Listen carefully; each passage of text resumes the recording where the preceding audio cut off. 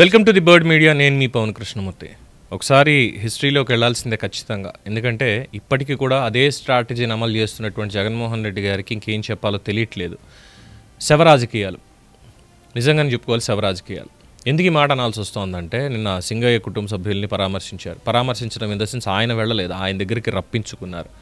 అంటే మళ్ళీ నేను వెళ్తే వాళ్ళని కలవడానికి ఈసారి మళ్ళీ ఎవడు పోతాడో దాని కింద పడి అన్నటువంటి ఒక భయంతో కూడిన గౌరవం, ఇంకోటి ఏదో మొత్తానికి పిలిపించుకుని యాజ్ ఇట్ ఈస్గా సేమ్ స్క్రిప్ట్ని ఫాలో అయిపోయారు. ఏం స్క్రిప్ట్ అంటే 2019 మార్చి 15వ తేదీన వైఎస్ వివేకానందరెడ్డి గారి అతి క్రూరంగా కిరాతకంగా చేయబడినటువంటి హత్య.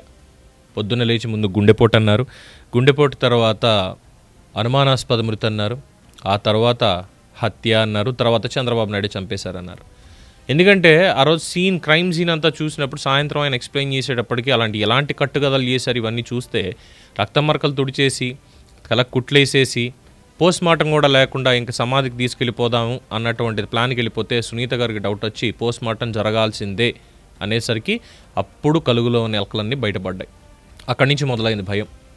ఎవరు చంపారు ఏంటి అనే దాని మీద నేనేం కామెంట్ చేయను, ఎందుకంటే కేసు నడుస్తుంది ఆల్రెడీ. ఎవరు దాని వెనకాల ఉన్నారనేది రాష్ట్ర ప్రజలకు అందరికీ తెలుసు. నేను కొత్తగా ఏం చెప్పాల్సినటువంటి అవసరం లేదు ఇప్పుడు, రైట్?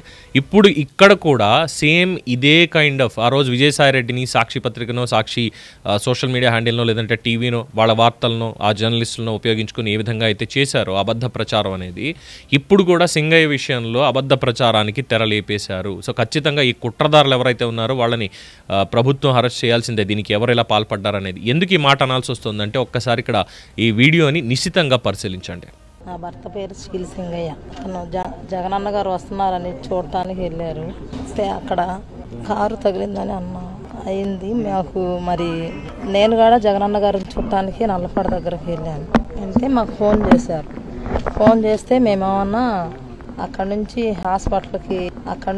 హాస్పిటల్కి బాగానే ఉన్నారు, బాగానే మాట్లాడారు. మా ఇద్దరు పిల్లలని చెప్పారు, మా ఊరు పేరు చెప్పారు, మా మామయ్య పేరు చెప్పారు, నా పేరు కూడా చెప్పారు, మా ఇద్దరు పిల్లలని చెప్పారు, మా ఊరు పేరు చెప్పారు, మా మామయ్య పేరు చెప్పారు, నా పేరు కూడా చెప్పారు.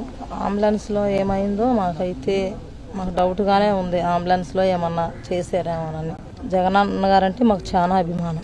చూసారుగా, సింగయ్య భార్య ముందు మాట్లాడింది ఇలాగ అయ్యింది అది ఇది అని చెప్పి.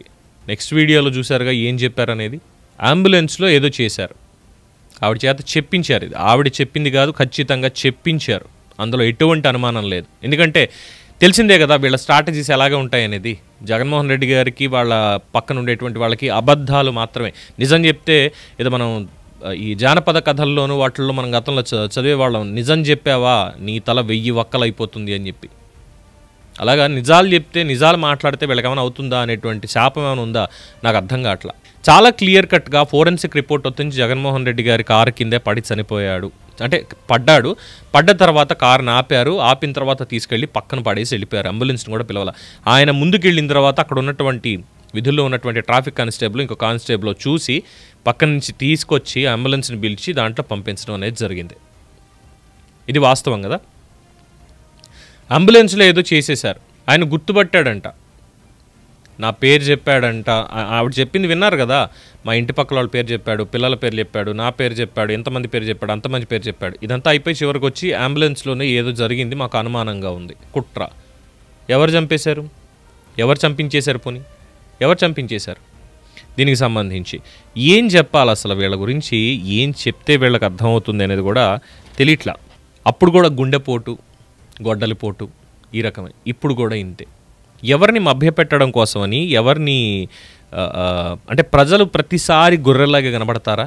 జగన్మోహన్ రెడ్డి గారు చెప్తున్నారు, చెప్పేది మొత్తం అంతా కూడా పబ్లిక్ నమ్మేస్తారు. ఉన్నటువంటి సోషల్ మీడియా కావచ్చు, మీడియా యాక్టివిస్టులు కావచ్చు, మిగతా వాళ్ళు కావచ్చు, ఆయన వర్షన్ ఏదైతే చెప్తారో అది మాత్రం నమ్మేసి, అయ్యో ఇంకే ఉంది, కూటమి ప్రభుత్వంలో సింగయ్యని చంపేశారు, జగన్మోహన్ రెడ్డి గారి కార్యకర్తను చంపేశారు, మాకు కుట్ర అనుమానం, ఇదంతా కూడా ఏం చేయాలో తెలియట్లేదు. ఏదో ఆర్థిక సాయం చేసినట్టుగా ఆ పేదరికాన్ని అడ్డం పట్టుకొని ఏం చెప్పాలి ఇంకా వీళ్ళ మీద, వీళ్ళని కలిసిన దాంట్లో. ఇదే నా రాజకీయం అంటే. ఇంత దిగజారిపోవాలా? దిగజారిపోయి ఏం చేస్తారు దీని మీద? మన కారు కిందే పడ్డాడు అనేది స్పష్టంగా అక్కడ వీడియోలో కనిపిస్తోంది, ఆ వీడియోలో అంతా కూడా. సో ఇక్కడ బాబు సర్కార్ కుట్రలకి చెంపదెబ్బ అంటూ సొంత పేపర్లు రాయించేసుకున్నారు. దాంట్లో మాజీ సీఎం వైఎస్ జగన్ తదితర నేరారోపణలకి ప్రాథమిక ఆధారాలు లేవు, అందుకే మేము జోక్యం చేసుకుంటున్నాం అంటూ జడ్జి గారు చెప్పారు. అది అయిపోయింది. ఇక్కడ అంబులెన్స్లోనే ఏదో జరిగింది, నా భర్త మరణంపై అనుమానాలున్నాయి, లోకేష్ మనుషులు వచ్చి తప్పుడు సాక్ష్యం చెప్పమన్నారు, అందుకు నా మనస్సాక్షి ఒప్పుకోలేదు, సింగయ్య భార్య లూర్దు మేరీ సంచలన ప్రకటన. సింగయ్య భార్య లూర్దు మేరీ సంచలన ప్రకటన. ఏం చెప్పాలి ఇక్కడ? అంబులెన్స్లో ఏదో జరిగిపోయింది, తెలియట్లేదా? క్లియర్ కట్గా తెలియట్లేదా ఇక్కడ ఎవరు చేయిస్తున్నారు, ఏం చేయిస్తున్నారు అనేది? మరి ప్రభుత్వం ఏం చేస్తుంది? గుడ్డి గుర్రానికి పళ్ళు తోముతోందా? గుడ్డి గుర్రానికి పళ్ళు తోముతోందా ప్రభుత్వం? ఆంధ్రప్రదేశ్ ప్రభుత్వం, పోలీస్ శాఖ వీళ్ళందరూ కూడా అంబులెన్స్లో ఏదో జరిగిపోయింది, కుట్ర జరిగిపోయింది అంటూ అబద్ధ ప్రచారానికి తెరతీస్తుంటే అబద్ధాలు చెప్పే వాళ్ళని ఏం చేయాలండి? చెప్పించారు ఇక్కడ. పైగా లోకేష్ మనుషులు వచ్చి తప్పుడు సాక్ష్యం చెప్పమన్నారు, నా మనస్సాక్షి ఒప్పుకోలేదు. లోకేష్ చెప్పాడా? విద్యాశాఖ మంత్రి లోకేష్ గారు అప్పట్లో చిన్నబాబు చిరుతింటి 25 లక్షలు గుర్తుందా సార్? గుర్తుందా? మీ పిన్ని గారు లోకేశ్వర్ గారి మరణాన్ని మీరు ఆస్తి దొబ్బేశారని చెప్పి, మోసం చేశారని చెప్పినటువంటివి గుర్తున్నాయా సార్? డెఫమేషన్ కేసులు వేశారు. మరి ఇక్కడ ఏం చేయబోతున్నారు? హోంమంత్రి అనిత గారు సింగయ్య కేసులో ఏం జరుగుతుంది? అడ్వకేట్ జనరల్స్ ఏం చేస్తున్నారు? ప్రజల్లోకి తప్పుడు సమాచారాలు ఇవన్నీ వెళ్తుంటే ఏం చేద్దాం అనుకుంటున్నారు కూటమి ప్రభుత్వం? చేతకాని వాళ్ళలాగా అందరూ వెళ్ళి గుర్రానికి పడుదవుతున్నారా? చెప్పండి, ప్రజలు అడగాలి. ప్రజలు అడుగుతున్నారు, ప్రజాప్రతినిధిగా సమాధానం చెప్పాలి వీటికి. వివేక హత్య కేసు ఇప్పటిదాకా ఏమైందో తేలలేదు.